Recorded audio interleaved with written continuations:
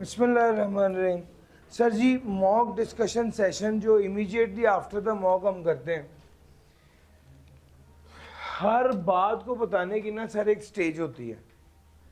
जब आप चैप्टर ख़त्म करते हैं तो उसकी उस वक्त वो वाली बात हो रही होती है, लेकिन अभी तो सिलेबस ख़त्म करके अपने पेपर दिया है, तो आज बहुत सी बातें ऐसी होनी हैं जो ओवरऑल सिलेबस, ओवरऑल पेपर से मुतल्लिक़ होंगी। सबसे पहली बात तो यह है कि जब पेपर आपके हाथ में आए, अब अगर मैं आपको यही पेपर दोबारा दूं करने को, तो आपकी शायद तरतीब बदल जाए सवाल करने की। याद रखें, जो पहले 15 मिनट है ना, वो डिटरमिन करते हैं कि आपने कौन सा सवाल कब करना है। और याद रखें, पेपर में कामयाब वो होता है, पेपर में कामयाब वो होता है जिसका पेपर करते हो कॉन्फिडेंस लेवल बढ़ता रहे, ऊपर होता है।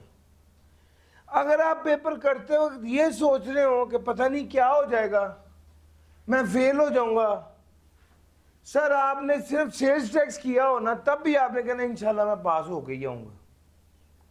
कॉन्फिडेंस ये होना चाहिए सबसे पहली बात, ये अपने आप को समझाना होता है पहली बात। दूसरी बात, जब आप अपने आप को कॉन्फिडेंस दें और समझाएं कि नहीं इंशाल्लाह पास हो जाएगा, तो उसके बाद जब सवाल पढ़ने शुरू करें तो हमेशा याद रखें पेपर में वो वाले सवाल पढ़ें जो आपको आते हैं। अच्छा, अब नॉर्मली क्या होता है, स्टूडेंट्स पहले एमसीक्यू पढ़ते हैं और अक्सर पहले सफ़े पर, आई कैप ने पिछले पेपर में पहले सफ़े पर 3 एमसीक्यू दिए थे, और वो तीनों अगर ट्रिकी निकल आए और आपके वो 3 में से आपको तीनों एमसीक्यू ना आते हो, तो इमेजिन करेंगे 100 नंबर के पेपर में से आपने 3 नंबर का पेपर पढ़ा और आपको लग रहा है मेरे 50 भी नहीं आएंगे। होगा या नहीं होगा? अच्छा, एक तो आई कैप का अपना प्रेशर, ऊपर से सवाल आया, पहला सवाल है, पहले एमसीक्यू पढ़ा है, नहीं आता, दूसरा एमसीक्यू पढ़ा है, नहीं आता, तीसरा एमसीक्यू पढ़ा है, वो भी नहीं आ रहा। आपने सोचना है अगली अटेम्प्ट में मैंने सही तरह तैयारी करनी। हालांकि आपने कितने मार्क्स के पेपर पढ़ा है? अभी सिर्फ 97% पेपर रहता है। आपका कॉन्फिडेंस क्या हो जाएगा? नहीं, ऐसा काम नहीं करना पेपर में भाई, ये याद रखना। आपने ऐसा काम नहीं करना जिससे आपका कॉन्फिडेंस डाउन हो, ये वाला काम आपने नहीं करना। आपने पहले एमसीक्यू नहीं पढ़ने, आपने क्या करना है, आपने स्ट्रेट अवे पेपर को उल्टा पढ़ना शुरू कर देना। और उल्टा पढ़ते हुए ये देखें, जैसे ही उल्टा पढ़ना शुरू किया, ये आपने देखा ओके ये सेल्स टैक्स का न्यूमेरिकल है, इतना ही देखना है बस, इतना ही देखना है बस। उसके बाद आपने ये वाला सवाल देखा, ओके ये भी एओपी टाइप का कुछ लग रहा है, ठीक है। ये वाला सवाल, ये एरिया देख रहे हैं, ये वाला एरिया है जिसको आपने ध्यान से पढ़ना है कि इसमें से कुछ निकलेगा काम का। अब under the provision of sales tax compare registered और कंपेयर इम्प्लीकेशन क्या होगी अगर आप सप्लाई करेंगे रजिस्टर्ड पर्सन को और अनरजिस्टर्ड पर्सन को। ये पढ़ते साथ ही आपके दिमाग में आना चाहिए कि रजिस्टर्ड पर्सन को सप्लाई करेंगे तो क्या होगा, अनरजिस्टर्ड पर्सन को सप्लाई करेंगे तो क्या होगा। अनरजिस्टर्ड पर्सन को सप्लाई करेंगे तो 4% फर्दर टैक्स भी लगेगा, ठीक है, और तो कोई बात नहीं है।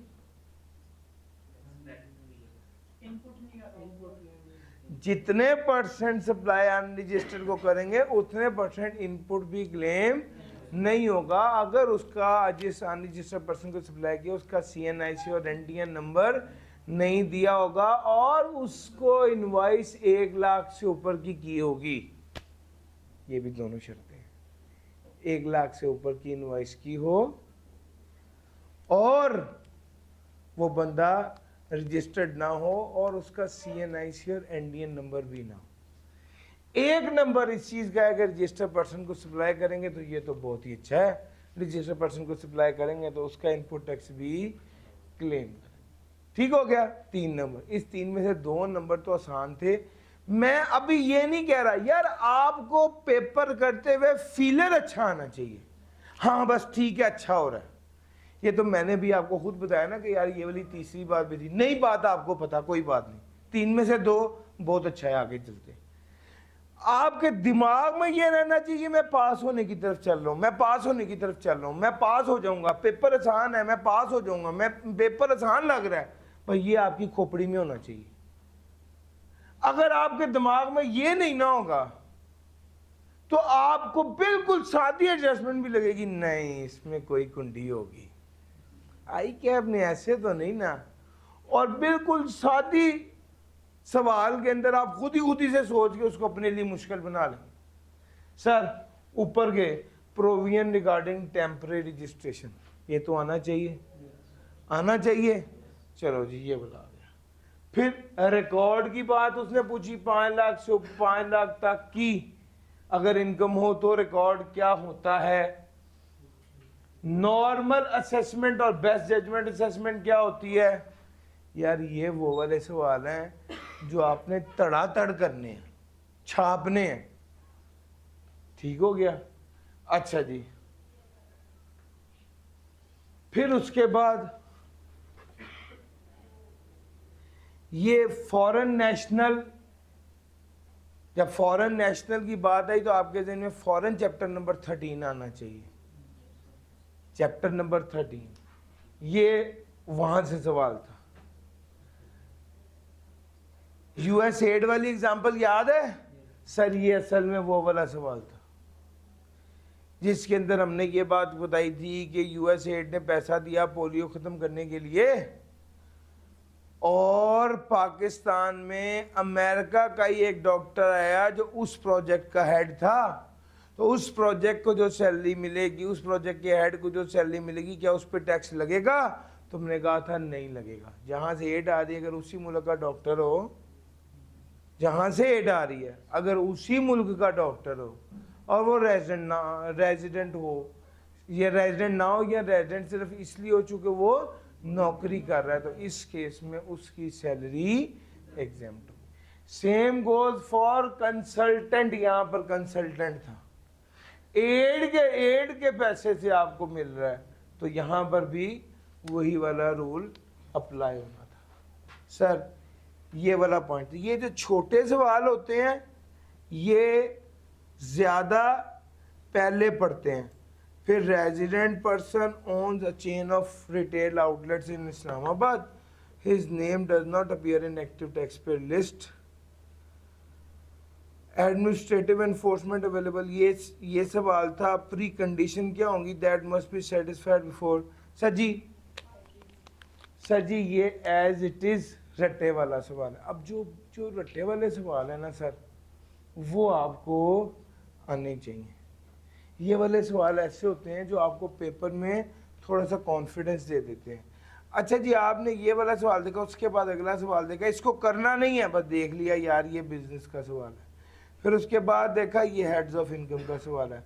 फिर उसके बाद ये वाला सवाल देखा तो आप फिर रुके, आपने कहा एथिकल इश्यूज फेस्ड, यार अब ये तो आना चाहिए।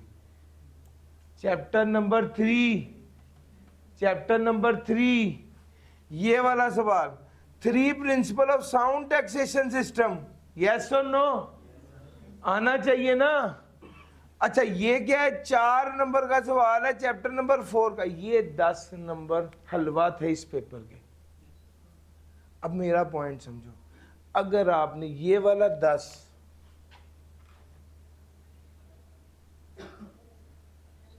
ये वाले 10 नंबर ये थे, और यहां से अगर मैं कुछ मुश्किल आसान मिला के कहूं तो तकरीबन 15 नंबर 15-18 नंबर इसमें से, इसको आपने पहले अगर पौने घंटे में 45 मिनट में सॉल्व करके इसमें से को 15 नंबर ले लिए ना, तो इसका मतलब ये है कि आप ट्रैक पे चढ़ गए।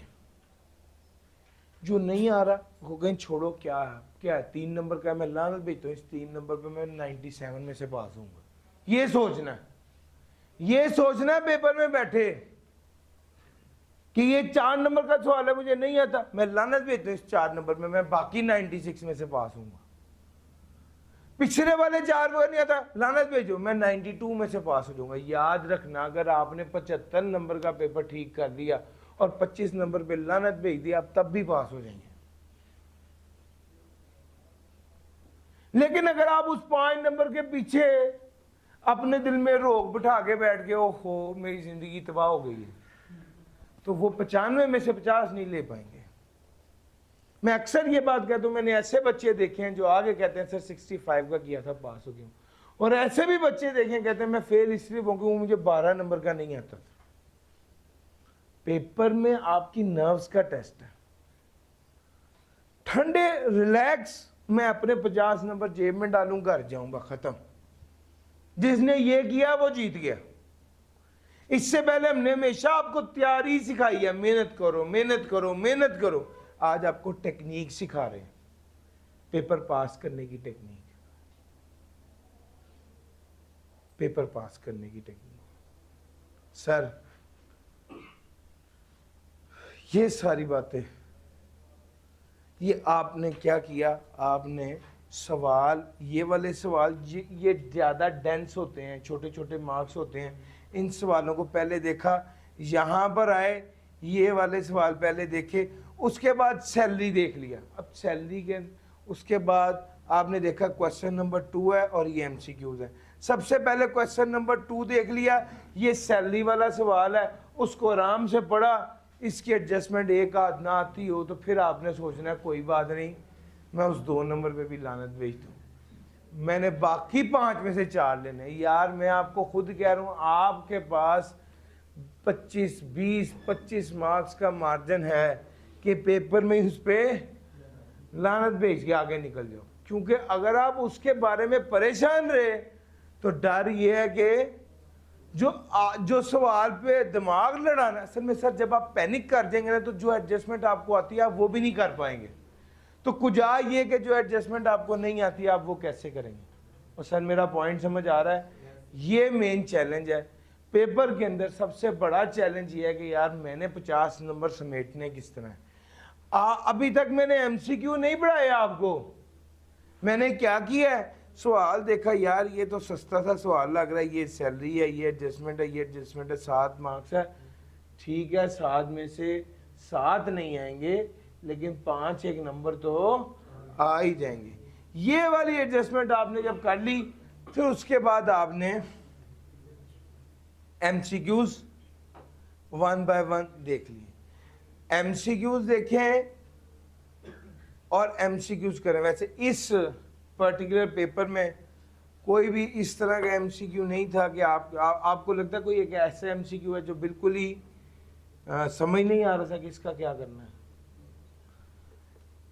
सॉल्यूशन आपके साथ मैं शेयर कर दूंगा। बेसिकली मेरा टारगेट सिर्फ ये है कि यार पेपर हैंडलिंग अप्रोच इस वक्त ज़्यादा कीमती डिस्कशन है, क्योंकि यार चैप्टर वाइज हर चीज़ आपको पढ़ा चुके, पूरी रिवीजन करवा चुके दोबारा। वो सिखाने से ज़्यादा इम्पोर्टेंट क्या है, आपको जो एमसीक्यू का सॉल्यूशन मिलेगा उसके साथ उसकी एक्सप्लेनेशन भी होगी। सर तो भाई ये सारे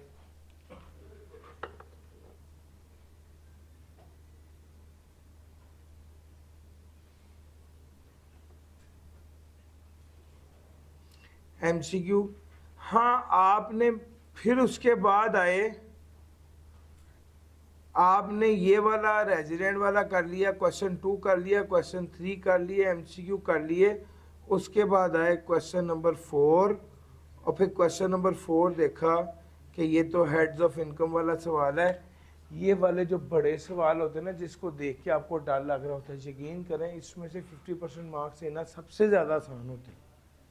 क्योंकि अगर आपने रिकॉर्ड वाला चैप्टर नहीं पढ़ा हुआ तो वो 2 या 3 नंबर का सवाल में से तो आप आधा भी कभी भी नहीं ले सकते। लेकिन अगर आपने salary, property, business, other source पढ़ा हुआ है तो ये वाला एरिया आपके लिए मौज है, क्योंकि इसमें से 50% नंबर लेना कभी भी मुश्किल नहीं होगा। सवाल को हल किया और उसके बाद जब आपने ये वाला सवाल हल कर लिया तो आपके पीछे रह कौन से गए? 3 बड़े सवाल रह गए। एक 9 ये सेल्स टैक्स का है, एक ये 8 नंबर का, और एक मेरा ख्याल है ये 5वां सवाल है। अच्छा जी, 1 बाय 1 आपने सवाल निकालना है और आपने सवाल करना है। मैं आपको आज एक और भी अंदर की बात बता रहा हूं, बिल्कुल वो अंदर की बात ये कि जब आप सवाल हल कर रहे होंगे तो आपको 50% से ज्यादा पास पेपर वाली एडजस्टमेंट मिलेगी। इसका तजर्बा करने का आसान तरीका ये कि आप पिछले अटेम्प्ट का पेपर, पिछले सवाल करके ना पिछले अटेम्प्ट का पेपर हल करें। आपको लगेगा यार ये तो सारी उससे पिछले अटेम्प्ट की वाली रिपीट हो रही हैं। सर आपकी बारी भी रिपीट होनी, आपकी बारी भी ये वाली एडजस्टमेंट्स रिपीट ही होनी है। अल्फाज मुख्तलिफ, सिनेरियो मुख्तलिफ, बात वही, एडजस्टमेंट्स ना रिपीट हो रही होती है। कभी भी आप सवाल कर रहे होंगे, आपको पता चल रहा होगा ये तो सर ने कराया हुआ है, ये तो क्लास में कराया था, ये तो पास पेपर में आया हुआ है, ये तो एक्सरसाइज में हुआ था। सर वो सारी चीज़ें जो आपको एक्सरसाइज में कराई हैं, पास पेपर में कराई हैं, वो सारी घूम फिर के हमारे सिलेबस का हिस्सा है। और मैंने आपको एहतियातन कहा है कि 50% ज़्यादा यकीन करें, 70% रेपिटिशन होती है, 70% रेपिटिशन होती है। तो भाई आपने सवाल करने हैं, आपको पता चल रहा होगा रिपीट हो रहे, पता चल रहा होगा क्वेश्चंस रिपीट हो रहे। हाँ 3 सवाल बड़े रह गए। ये वाला सवाल उठाए, ये 16 मार्क्स का सवाल है। सवाल को करने लगेंगे, ऐन मुमकिन है 1-2 एडजस्टमेंट आपको ना आती हो। आपने क्या सोचना, इसकी औकात क्या है? 4 नंबर नहीं चाहिए, मैं बाकी 96 में से पास हूं, ये सोचोगे पेपर में पास हो जाओगे। जिस वक्त आपने अपने पेपर को अपने ऊपर हावी कर लिया, बस फिर आप गए। पेपर का प्रेशर नहीं लेना। आपने पेपर का क्यों नहीं यार, मैं एक बात बताऊं, जनरली अगर किसी बंदे ने वाकई 4-5 माह पढ़ा हुआ है तो पेपर इतनी आसानी से फेल नहीं होता, क्योंकि आप 50 नंबर का गलत करके भी पास हो सकते हो। आप हर सवाल में याद रखना, हर सवाल में 50% मार्क्स आसान होते हैं। आपको वो पहले उस 50% को अटेन करना है, फिर जितनी तैयारी होगी उतनी डेप्थ में जाके आप अगले 50% ले सकोगे। ख़ास तौर पे बड़े न्यूमेरिकल्स में हमेशा मार्जिन होता है। फॉर एग्जांपल ये वाला न्यूमेरिकल आप देखेंगे, प्रॉफिट बिफोर टैक्स भी ना लिखेंगे, ये परचेजेस वाली एडजस्टमेंट 100 बार आपने की है कि नहीं? पास पेपर की एडजस्टमेंट सर 100% पास पेपर में आई हुई है।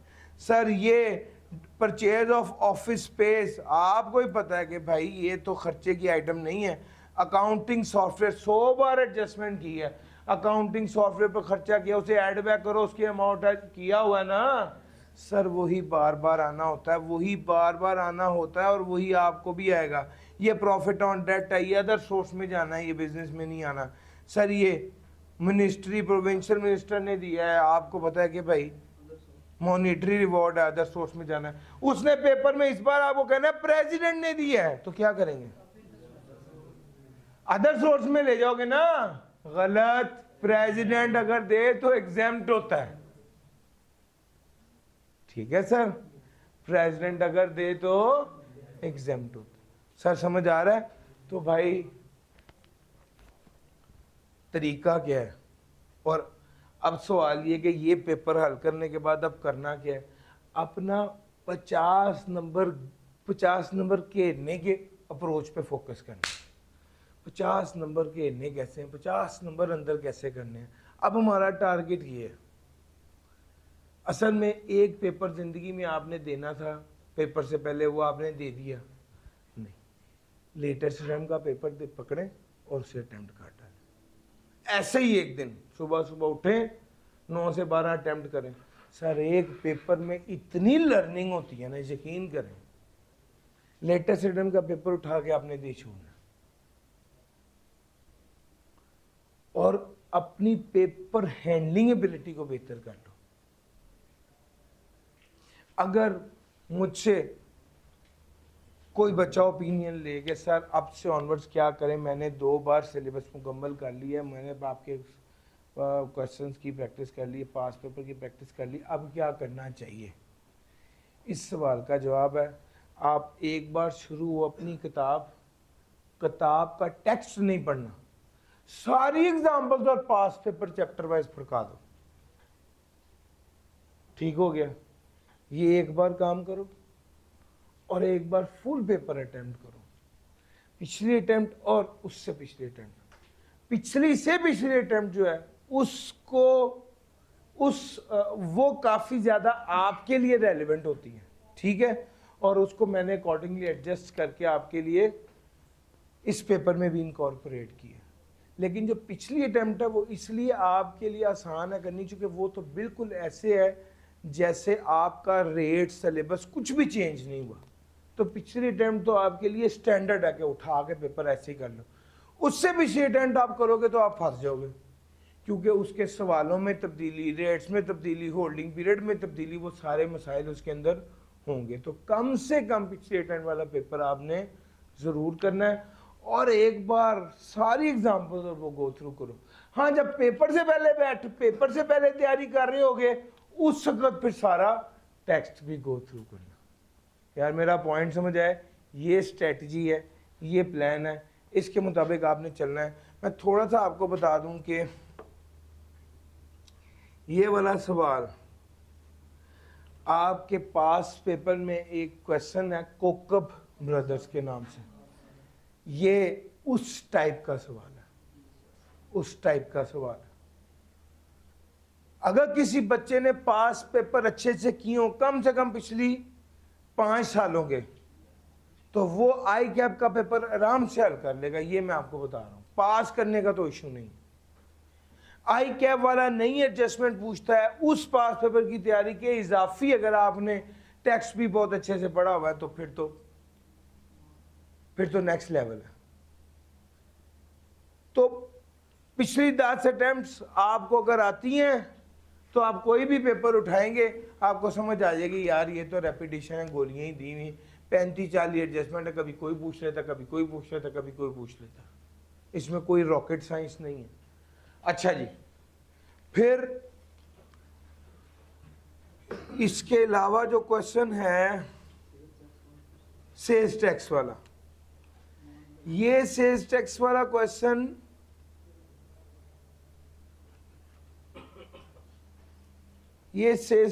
क्वेश्चन भी पास पेपर के क्वेश्चंस को चेंज करके, 1-2 सवालों को चेंज करके अमेंड करके बनाया गया है, ये देखते हुए कि यार इस बार कौन सी एडजस्टमेंट आने के ज़्यादा चांसेस हैं। सर समझ आ रहा है? तो ये भी उसी नौयत का सवाल है। सॉल्यूशन आपके साथ शेयर कर दूंगा। मैं इस टाइम पे ये वाला सॉल्यूशन शेयर करने लग जाऊं तो आपके जिस बच्चे को आता है वो कहेगा सर क्या करें, जिस बच्चे को नहीं आता वो तो कहेगा चलो शुक्र है मैंने सारे सेशन में तो पढ़ा नहीं, अभी पढ़ लेता हूं। उसमें यह है कि इसका सॉल्यूशन मैं आपके साथ शेयर कर रहा हूं। सॉल्यूशन को देखें, पेपर को हल किया, सवाल जो किए हैं उसके साथ सॉल्यूशन टैली करें, कहाँ पे डिफरेंस है उसको हाईलाइट करें।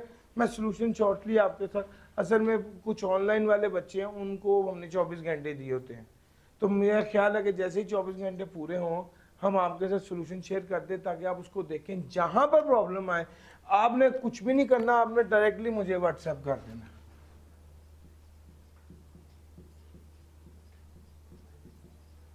आपने अपना सवाल उठाना है, एडजस्टमेंट को हाईलाइट करना, कहना है सर ये बता दें मैंने ऐसे किया, सोल्यूशन में ऐसे है, क्या डिफरेंस है, क्यों है, मैं आपको बता दूं।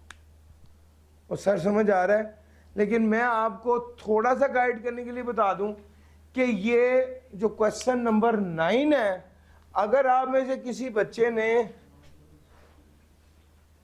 स्प्रिंग 26 का सवाल किया हुआ है तो वो ये वाला सवाल आसानी से कर सकता है। सर इसके साथ स्प्रिंग 26 लिख लीजिए।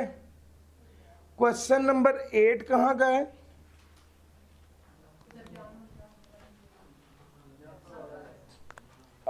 ये कौन सी अटेम्प्ट बनती है? सर ये उस्मान एंड कंपनी स्प्रिंग 25 के क्वेश्चन से इंस्पायर्ड है। जिस टाइप का सवाल मुझे लगा कि यार इस अटेम्प्ट में आना है, उस टाइप के सवाल को मैंने अकॉर्डिंगली एडजस्ट कर दिया। अगर आप वो वाला सवाल कर लिया या कर लेंगे, उसके बाद ये सवाल करेंगे तो आपको समझ आ जाएगी कि प्रॉब्लम किधर है। फिर उसके बाद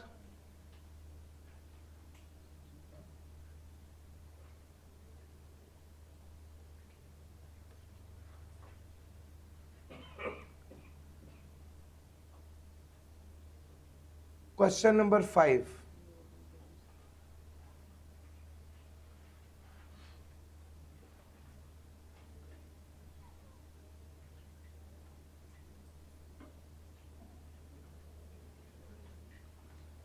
क्वेश्चन नंबर 5 ऑटम 25 से इंस्पायर्ड है। सर ये मैं खुद आपको खुद रेफर इसलिए कर रहा हूं कि बच्चों आपको अगर इस सवाल करते हुए प्रॉब्लम आई है तो इसका मतलब है वो रेलेवेंट पास पेपर आपने ठीक से तैयार नहीं किया। ये बिल्कुल वो नहीं है, ये चेंज्ड है, लेकिन कॉन्सेप्ट सारे वही। सर समझ में आ रहा है? तो भाई ये सारी बात थी।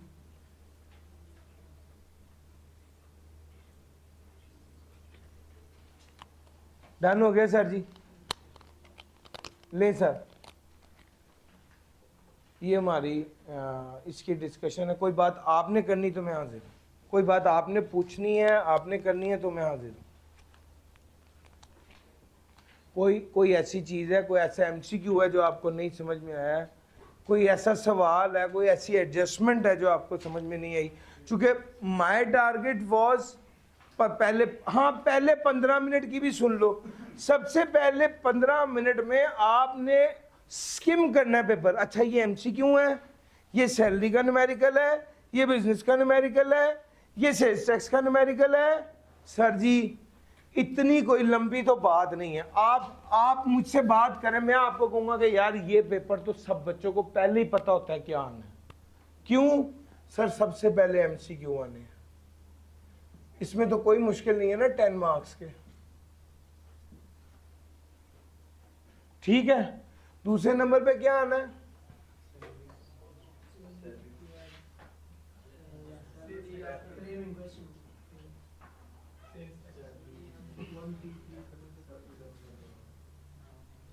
सेल्स टैक्स का थ्योरी भी आनी है, सेल्स टैक्स का न्यूमेरिकल भी। चैप्टर 1 और 13 से, चैप्टर 1, 2 और 3 में से सवाल आना है थ्योरी का। हाँ जी, और बताएं।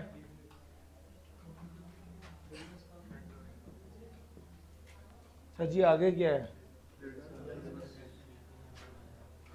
सर जी सैलरी का, हेड्स ऑफ इनकम का सवाल आना ही आना है। सर बिजनेस का AOP का सवाल आना ही आना है। और 14, 15, 16 रिटर्न असेसमेंट अपील, इसमें मुझे आप बताएं एक बात कि आप इंतजार किस चीज का कर रहे हैं? कौन सी ऐसी चीज है जो आपको नहीं पता?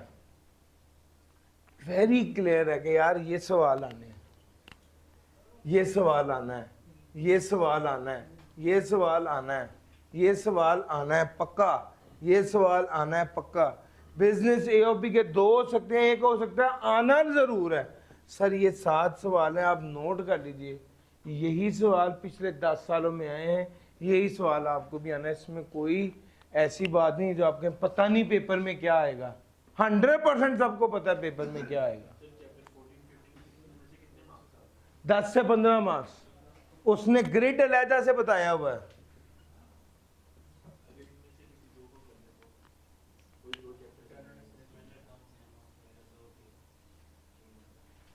इनमें से किसी दो को कर लें, कोशिश करेंगे ये तीनों हो जाएंगे। अलबत्ता आहिस्ता आहिस्ता पहले चैप्टर 16 में से ना बहुत कम आता था, तो हम बच्चों को कहते थे चैप्टर नंबर 14 और 15 कर लो। लेकिन अब मैं ये आपको इसलिए नहीं कह सकता कि चैप्टर 15 के अंदर एक असेसमेंट और मैंडेट असेसमेंट का एरिया है, और एक इसमें ऑडिट का एरिया है, और एक इसमें रिकॉर्ड का एरिया है।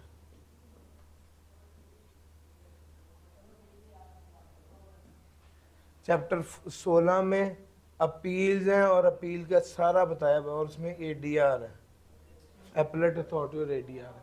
तो बहरहाल ऐसे फौरी तौर पे कह देना कि पुराने दौरों में इसमें से सवाल आता ही नहीं था, 14 में से हाथ 15 में से आता था। अब जो है ना वो सवाल फ्रीक्वेंटली पूछ रहा है, और उसने 10 से 15 मार्क्स का पूछना ही पूछना है।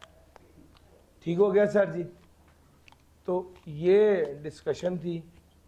आप मेक श्योर कीजिए कि आप इसको बहुत अच्छे से तैयार कर लें। आपको खुद को पता है कि यार ये सवाल आने हैं। आज आपके सामने स्टोरी खुल गई, ये वाली बातें मैं आपको इनकम टैक्स पढ़ाने के बाद ये वाली बात करता ना, तो आपने कहता पता नहीं सर क्या बात कर रहे हैं। लेकिन आज पूरा पेपर हल करने के बाद मैं ये वाली बात करूँ तो आपको पता है कि यार ये सर बिल्कुल ठीक कह रहे हैं, ऐसा ही आया और ऐसा ही आना है।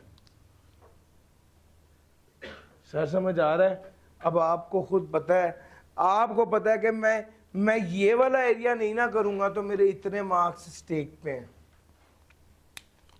आपको पता है मैं बिजनेस वाला एरिया, एओपी वाला एरिया नहीं करूंगा, मेरा न्यूमेरिकल स्टेक पे है। आपको पता है मैं ये वाला, सबसे पहले कौन सा एरिया कीजिए, सबसे पहले आप ये वाला एरिया कर लीजिए, फिर उसके बाद आप हेड्स ऑफ इनकम वाला एरिया कर लीजिए। ठीक हो गया? ये वाला एरिया लेस इसके मार्क्स हैं, लोकेशन है इसके 5 to 8 मार्क्स है। ये वाला एरिया इसके 10 to 15% मार्क्स। एमसीक्यू उसने पूरे पेपर से जहां से दिल चाहेगा वहां से पूछना। तो यार ये अब आपके पास एलोकेशन है और ये तरीका है। मुझे लगता है कि एक टाइम है, एक बार दोबारा जाके जान मार के इसको रिवाइज करके फिर पेपर कीजिए विद द दिमाग खोल के, और एक बार अटेम्प्ट करने की भी मजीद प्रैक्टिस जरूर करेंगे यार पेपर को हल कैसे करना है। इस सारी तैयारी के दौरान जहां पर आपको मेरी जरूरत हो, मैं एक व्हाट्सएप अवे हूँ। डन हो गया सर जी? ये सर हमारी डिस्कशन थी, आज के लिए इतना ही है। थैंक यू जी, अल्लाह हाफ़िज़।